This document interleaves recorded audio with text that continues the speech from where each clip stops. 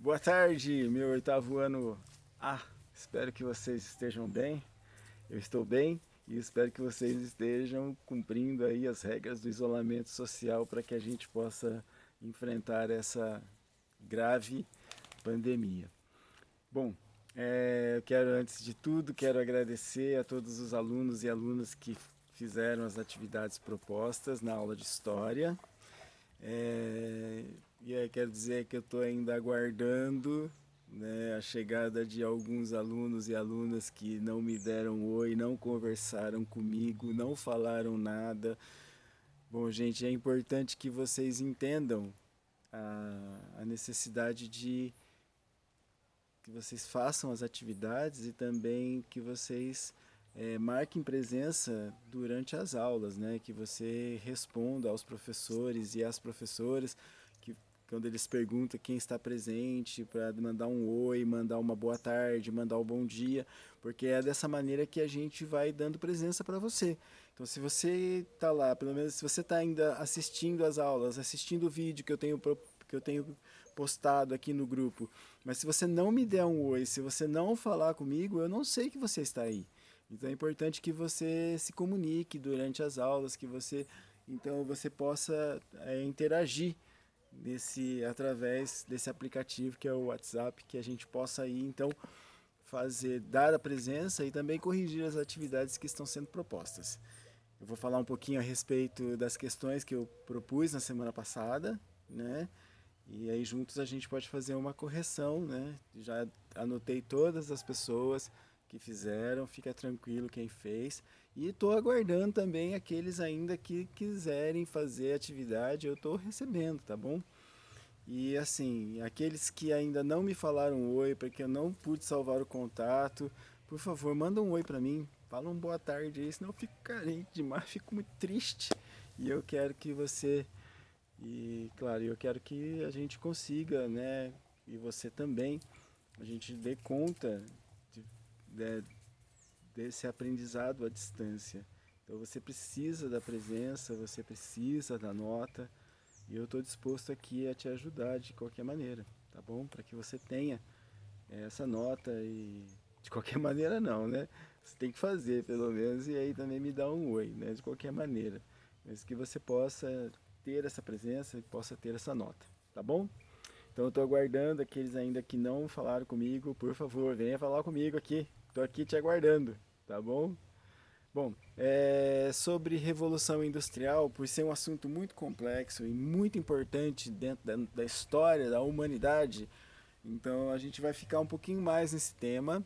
Eu vi a minha aula, assisti a minha aula, editei a minha aula e aí eu fui notando que alguns pontos ficaram, né, faltando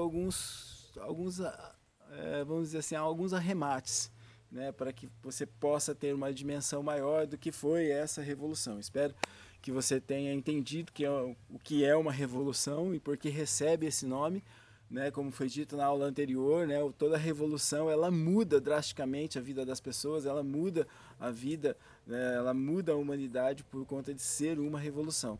Então a gente no oitavo ano, esse período que é estudado no oitavo ano, o século XVII, o século XVIII, parte do século XIX, né, a gente tem muitas transformações dentro da sociedade. Então são muitas as revoluções. Então a gente tem Revolução Industrial, a gente tem a Revolução Gloriosa, que aconteceu na Inglaterra, a gente tem a Revolução Francesa, que é tema da nossa próxima aula. Então são muitas as revoluções, é um período de muitas mudanças na humanidade, tá? Então essas mudanças elas vão influenciar toda a história da humanidade. Então depois da Revolução Industrial, a vida humana nunca mais vai voltar a ser o que era antes, tão ligada à natureza como era antes. E cada vez mais que essa Revolução Industrial, né, ela caminha, né, ela se aprofunda, essa revolução, né, mais são as transformações. E aí a gente vê hoje, né, as transformações que ocorreram no mundo e principalmente a questão do meio ambiente, como o meio ambiente foi agredido e ainda é agredido por conta da industrialização. Então a gente vê o teor e o tamanho dessas transformações, dessas mudanças que vão acontecendo ao longo da história, depois que a primeira máquina foi inventada, tá bom? Então é importante a gente falar que essas transformações elas, elas são de níveis assim, vamos dizer, gigantesco dentro da sociedade, né? Não é essa palavra que eu gostaria de usar, mas vamos lá. Então são muitas as transformações. A Revolução Industrial ela causa muitas transformações dentro da sociedade, tanto daquela época, claro, e ao longo, como eu disse, ao longo da história, como essa revolução vai se aprofundando, ela vai mudando também, né, a vida ao longo de toda a história. Então, porque um exemplo que eu dou é a questão de que hoje no mundo existem mais pessoas que vivem nos centros urbanos, do que no meio rural. Então isso é uma consequência da Revolução Industrial. Foi me perguntado, né? A Ana Clara me perguntou como é que se renasceram os camponeses depois da Revolução Industrial. Então eu respondi para ela no privado que depois da Revolução Industrial, cada vez mais tem menos pessoas vivendo no campo. Por quê? Porque cada vez mais o campo precisa de menos pessoas.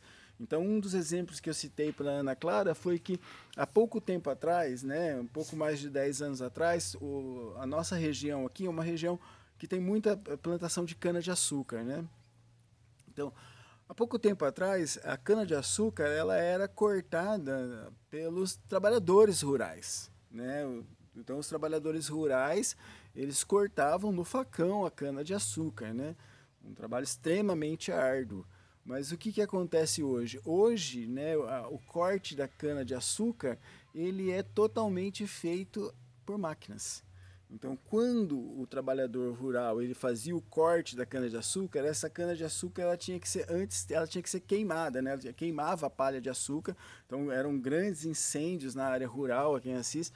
Então, hoje você não tem mais isso aqui. Antigamente, há 12, 15 anos atrás, nas épocas de queimada, o quintal da casa ele tinha muitas fuligens que eram por conta da queimada da cana-de-açúcar, da palha, né? Então eles tacavam fogo no canavial e dessa maneira toda as folhas da cana ela era queimada e aí isso facilitava o corte manual da cana-de-açúcar. Hoje isso não é necessário mais porque não é necessário você tacar fogo no canavial, não é necessário mais isso, por quê? Porque todo corte ele é mecanizado. Então, ou seja, muitas pessoas que elas tinham como renda o trabalho da corte de cana, eles tiveram que desenvolver outras estratégias para ter essa renda, porque agora não tem mais o corte de cana manual. Então, cada vez mais se necessita de menos pessoas para trabalhar nas atividades rurais. Por quê? Porque por causa da máquina. Né? Então, por exemplo, você imagina quando não havia colheitadeira, quando não havia plantadeira, a sementeira, acho que é sementadeira, enfim, aquela máquina que planta a sementinha lá na terra. Me fugiu a palavra aqui agora.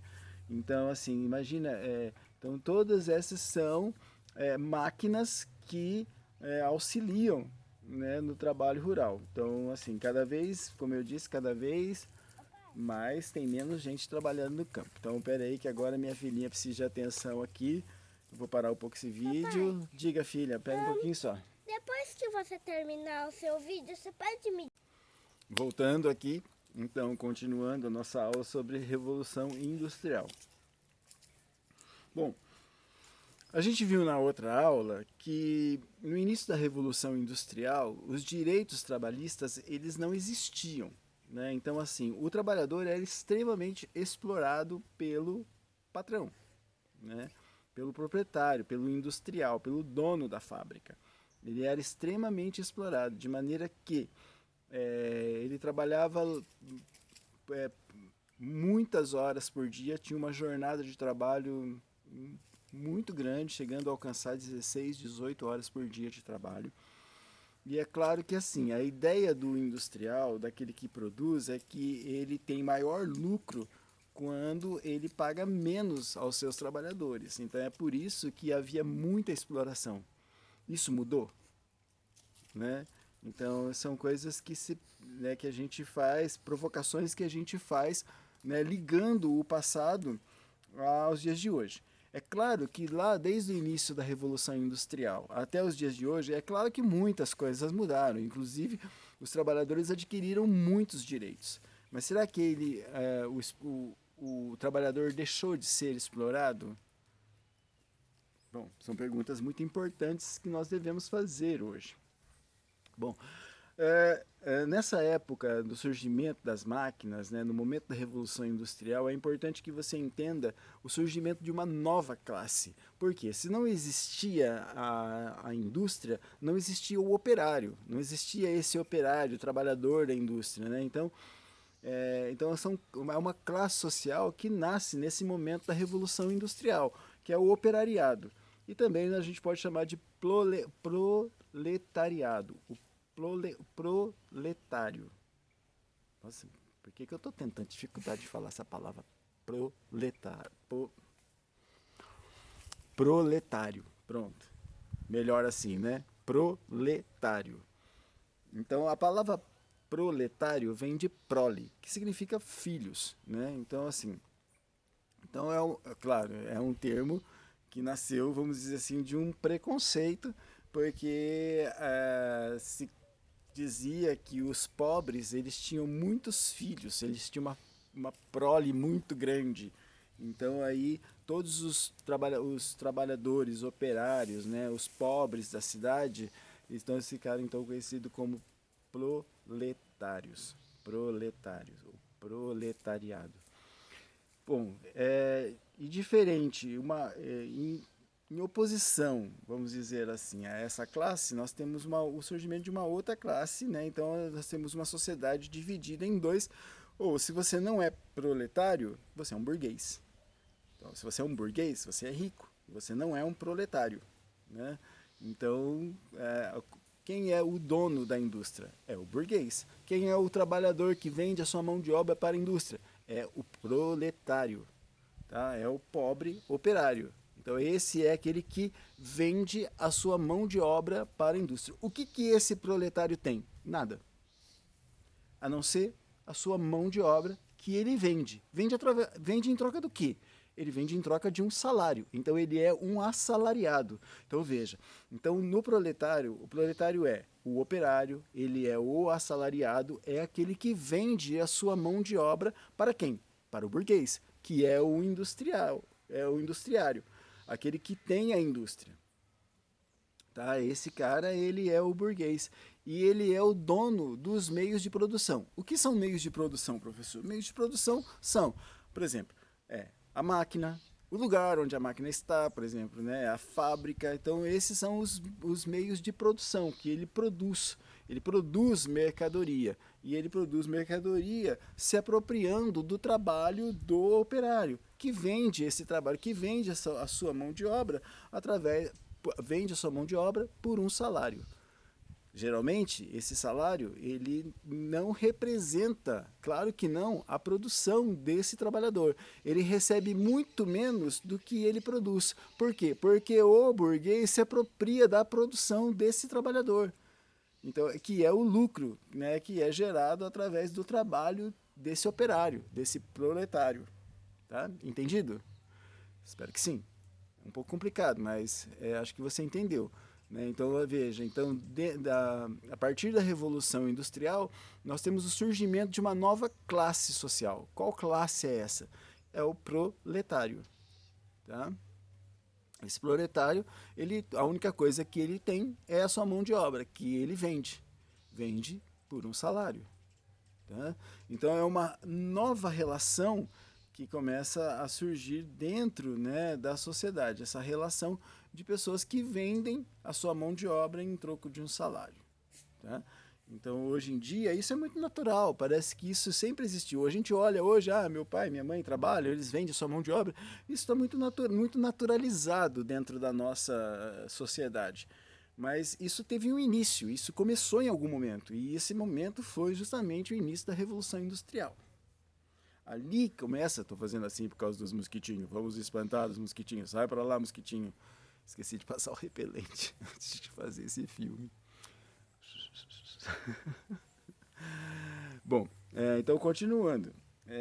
Esse operário, de que maneira que o empresário, né, o dono da indústria, o dono da fábrica, ele explora esse trabalhador? Primeiro, ele coloca esse trabalhador numa longa jornada diária de trabalho.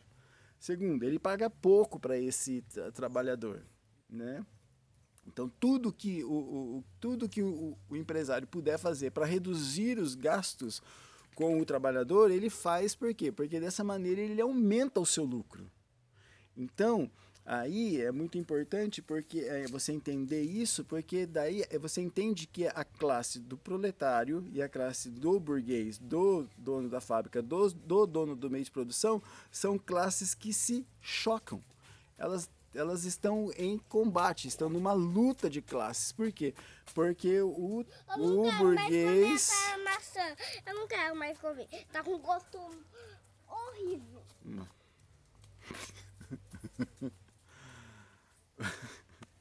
Bom, então o burguês, ele tem os seus interesses, e os seus interesses são uns, o interesse da classe proletária é outro.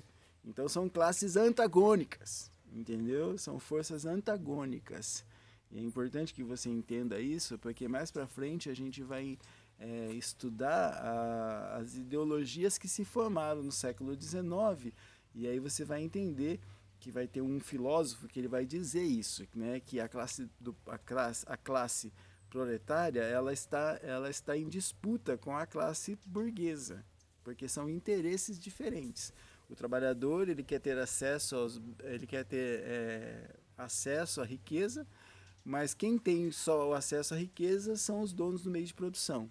E o proletário, a única coisa que ele tem é um pequeno rendimento para manter a sua existência. Então, o salário, ele é aquilo que mantém a sobrevivência do proletário. Tá?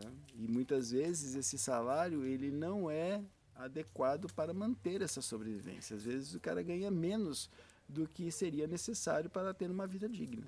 E isso, só na época lá do início da Revolução Industrial? Não, isso são problemas que se perpetuam dentro da nossa sociedade. Como eu disse na aula passada, na Revolução Industrial, ela não tem como objetivo sanar os problemas de desemprego, né? Então, assim, o desemprego ele vai sempre acontecer nas sociedades industriais, né? É claro que se um país ele tem uma economia, né, uma boa economia, então é claro que o nível de desemprego dessa sociedade ele é menor do que as nações que têm uma economia, né, que em desenvolvimento ou uma má economia. Então, quanto pior for a economia de um país, mais desempregados ele vai ter, porque aí assim não há geração de empregos, enfim. Bom, espero que esteja sendo claro para você, que você possa estar me entendendo. A questão do trabalhador urbano, né? Quando eu disse que o burguês ele tenta de todas as maneiras diminuir os custos com o trabalhador para que ele possa ter mais lucros, lá no começo da Revolução Industrial, o que aconteceu? Os próprios burgueses, donos da fábrica, eles construíam vilas operárias.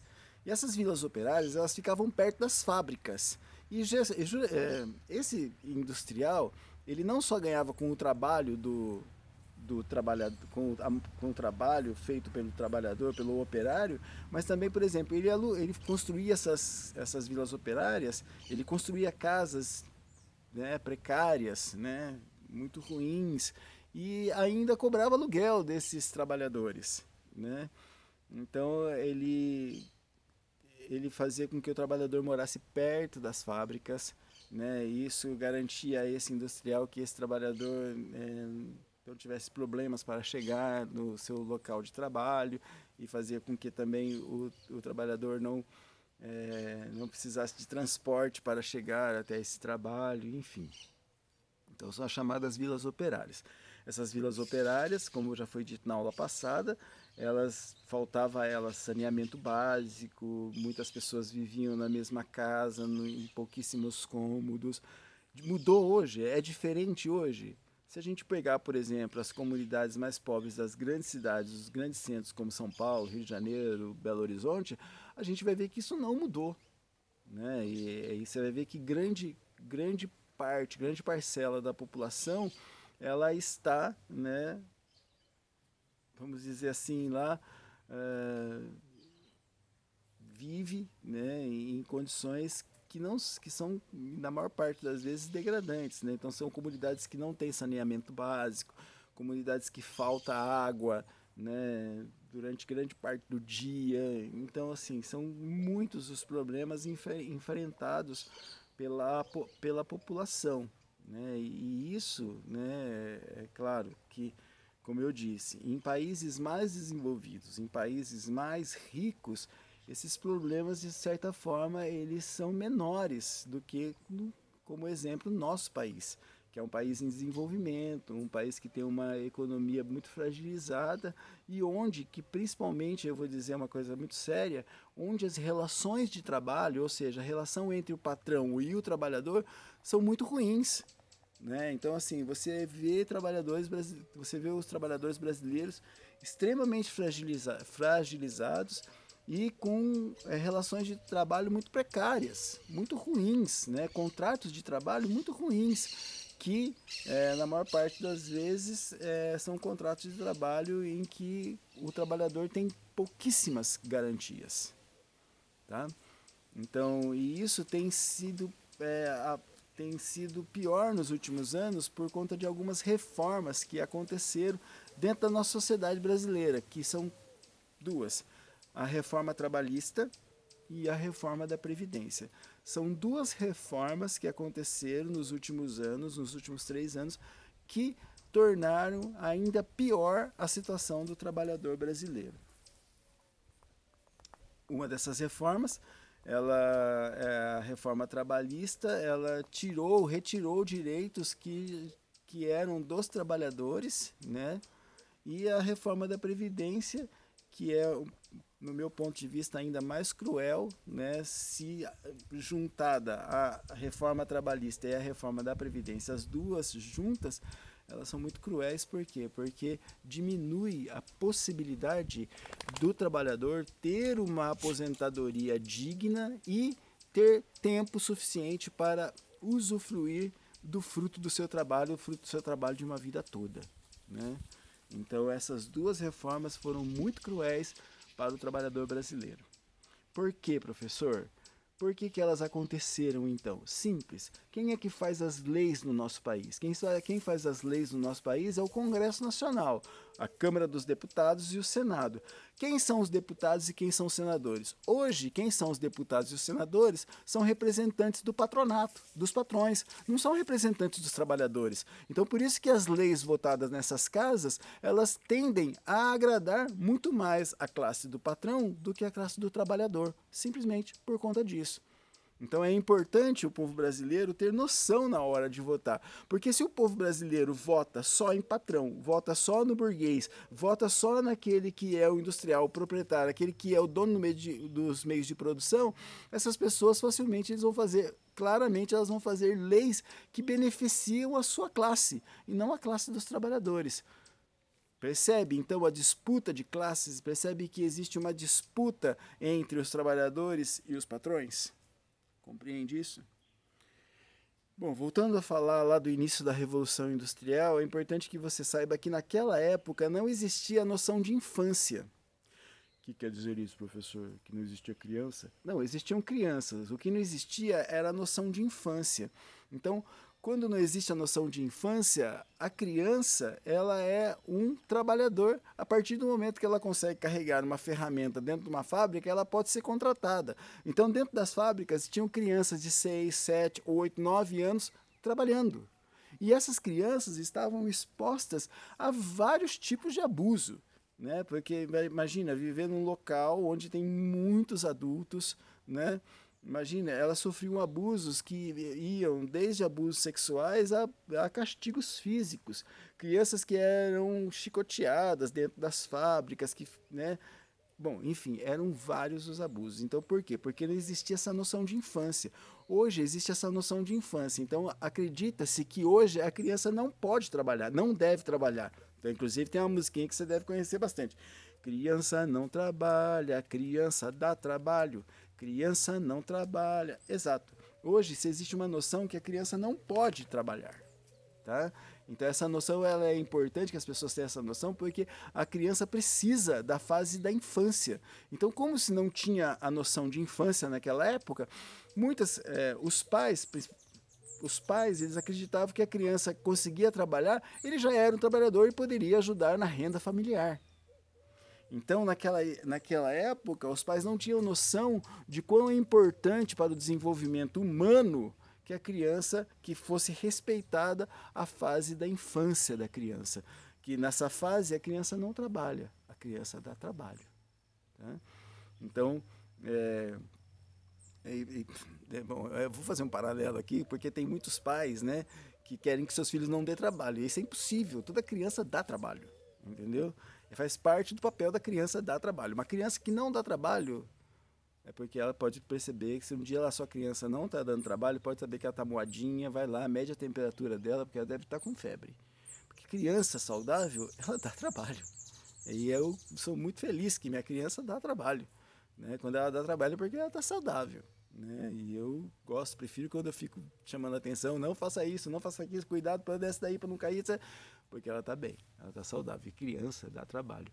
Então, na época do surgimento das máquinas, não se tinha essa noção de infância, que a criança, não se tinha noção que a criança precisa dessa fase de dar trabalho para o seu desenvolvimento humano.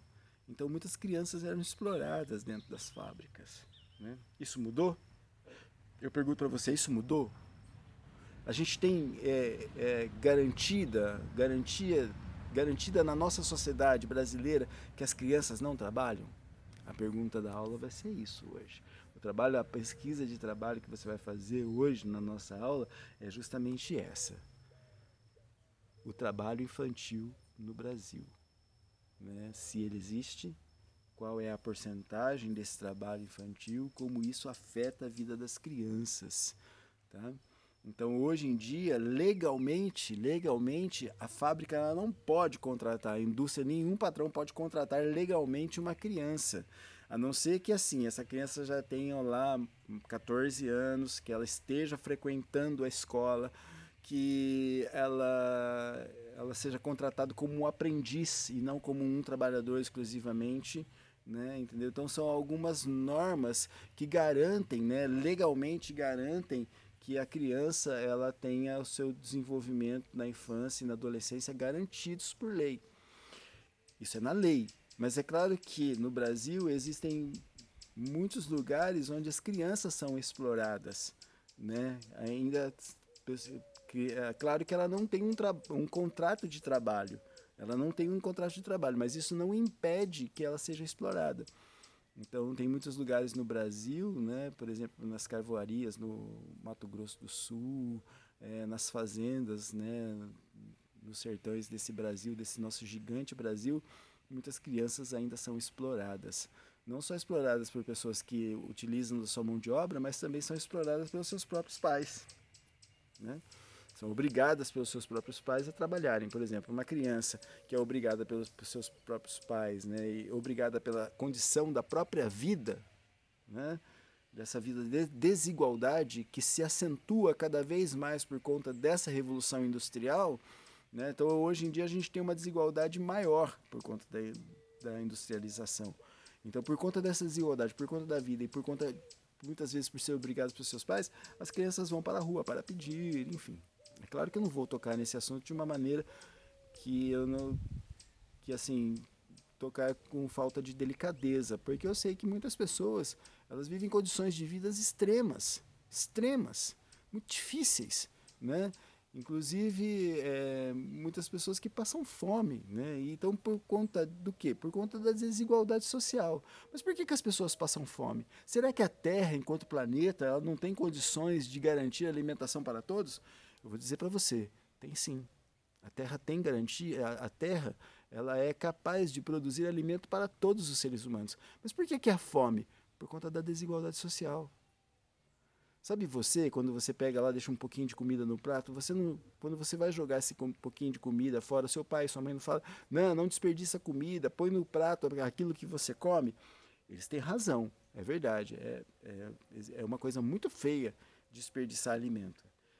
Mas será que é nós que desperdiçamos alimentos? Você já pensou quantos alimentos lá no supermercado, quanto tomate, quanta batata, quantas verduras, quantos legumes estragam diariamente? E estragam porque eles não são comprados? Você imagina quanto de comida que o supermercado joga fora todos os dias? Pensa nisso. Essa comida, ela poderia alimentar muitas pessoas. Mas ela não alimenta por quê? Porque muitas pessoas não têm condições de entrar num supermercado e comprar esse alimento. Então ele vai estragar na gôndola e vai ser jogado fora. Isso é desperdício? Muito. Muito desperdício. Isso revela o quanto o ser humano ele desperdiça daquilo que a terra lhe dá. Bom, então, como eu estava dizendo, eu sei que existe muita fome, existe muita desigualdade no nosso país, né? Existe muita desigualdade social. Né? E por que existe desigualdade social? Porque os pobres eles não gostam de trabalhar? Não. No meu ponto de vista, existe desigualdade social porque o rico é muito ganancioso. Né? Então não há distribuição de riqueza. A riqueza, o Brasil é um país extremamente rico, mas não há distribuição de riqueza. A riqueza não chega para todos. Quer ver um exemplo disso? Então, por exemplo, no Brasil, muitas pessoas não fazem, não têm curso superior, não fazem faculdade. Então, a gente sabe, quando uma pessoa faz faculdade, a possibilidade de ela ter um emprego que seja melhor remunerado é maior. Não estou dizendo que fazer faculdade te dá garantia de ter um emprego bem remunerado. Eu estou dizendo que há uma possibilidade maior de ter um emprego bem remunerado. Como no Brasil muitas pessoas não têm curso superior, o que acontece? Acontece que muitas pessoas elas têm baixa remuneração por conta do seu nível de instrução. Então, uma pessoa que tem um nível de instrução menor, a possibilidade dela ser explorada também é maior. Bom, eu acho que o que é importante eu dizer nessa aula era a respeito à questão do trabalho infantil, e então é por conta disso eu vou pedir um trabalho relacionado à questão do trabalho infantil, ou seja, lá no início da Revolução Industrial e como isso é refletido nos dias de hoje. Então você vai fazer uma pesquisa aí e você vai depois postar a sua pesquisa, né? Você vai fazer no seu caderno e depois você vai postar a sua pesquisa para mim, tá certo? Bom, qualquer dúvida a respeito de revolução industrial? Bom, antes de terminar, antes de você... então, qualquer dúvida você entra em contato comigo. Mas antes de terminar essa aula, eu preciso dizer assim, as duas perguntas que falavam, as perguntas que foram cobradas na última aula. Uma delas era, por que a Inglaterra ela foi pioneira na Revolução Industrial? Então eu disse na outra aula que tem a ver com uma revolução que aconteceu na Inglaterra, que fez com que a burguesia ela tomasse o poder, né? Então lá na Inglaterra, já em 1680, quem governava politicamente a Inglaterra não era a nobreza, mas era o parlamento. Esse parlamento era feito por burgueses, tá? Esses burgueses que vão ser os donos das indústrias, que vão ser os donos das fábricas, enfim, esses representantes dessa classe social que era a burguesia. Isso foi um dos fatores. Um outro fator é que a cidade, o meio urbano na Inglaterra, ele já estava mais preparado, né, para o desenvolvimento industrial e também por conta da tradição das manufaturas, dessas pequenas fábricas manuais onde já se reunia operários, né, trabalhadores, que não tinha máquina, mas eles já eram reunidos em locais e esse burguês era responsável por esse local, pela manutenção desse local, para o pagamento do salário desses trabalhadores, né, e, por exemplo, numa pequena manufatura de tecido. Então, esse industrial não, esse burguês, ele comprava a lã, ele comprava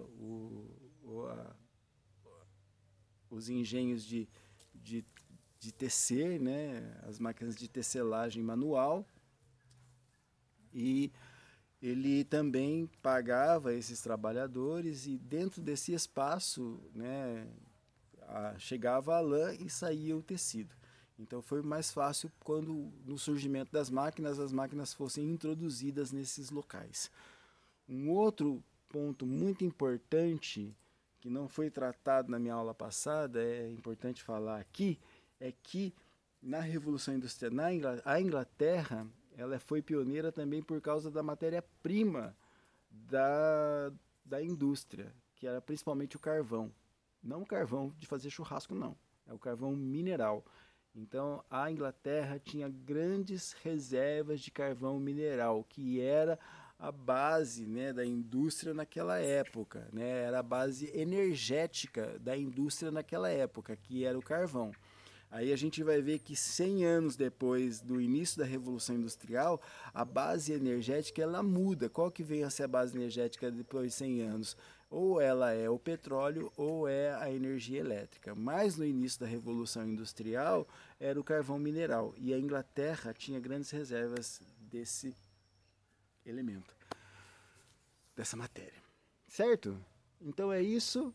Então agora, depois de você acompanhar essa aula, eu vou pedir para você dar uma olhada no roteiro da aula e lá vai ter as questões para você fazer. Feitas as questões, feitas as atividades, você posta para mim para que eu possa ir colocando lá na sua ficha que você está participando da minha aula e que você tem presença. Certo?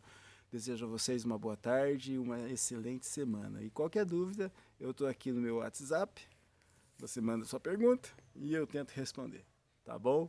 Um forte abraço para você, fique bem e fique em casa.